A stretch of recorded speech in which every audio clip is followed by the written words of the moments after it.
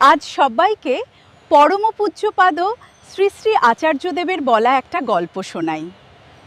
একদিন এক যুবক আপন মনে বনের মধ্যে ঘুরছিল। তার প্রতিটি পদক্ষেপ যেন অরণ্যের স্তব্ধতাকে আরও গভীরভাবে অনুভব করছিল। আর বনের মধ্যে যেতে যেতে যুবকটি আচমকা বাঘের ডাক শুনতে পেল এবং দেখল একটা বাঘ তাকে তাড়া করেছে। বাঘের তাড়া খেয়ে দৌড়তে দৌড়তে যুবকটি সামনে একটি কুয়ো দেখতে পেল। যুবকটি বাঘের হাত থেকে বাঁচতে কুয়োয় ঝাঁপ দিতে গিয়ে দেখল তার ভেতর অনেক কুমির। কি করবে এখন যুবকটি বুঝতে পারল না।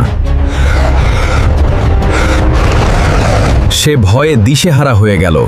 কুয়োর পাড়ে দাঁড়িয়ে যুবকটি দেখতে পেল পাশেই একটা বড় গাছ আছে। সেখান থেকে একটা ডাল ঝুলছে। উপায় না দেখে সে সেই ডাল ধরে ঝুলে পড়ল।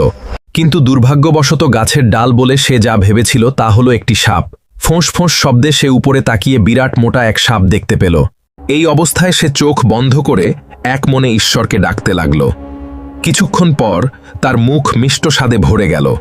সে দেখল গাছের ওপর রয়েছে এক মৌচাক এবং সেখান থেকে মধু গড়িয়ে পড়ছে। সব বিপদ ভুলে সে মধু খেতে লাগল। কিছুক্ষণ পর ধীরে ধীরে সবাই চলে গেল এবং যুবকটি নিরাপদ হল। পরম পূজ্যপাদ শ্রী শ্রী আচার্যদেব বলেন, এখানেই ধর্মের প্রয়োজনীয়তা। প্রবল সংগ্রামের সময়ও সে মনে সুখ এবং শান্তি বজায় রাখে।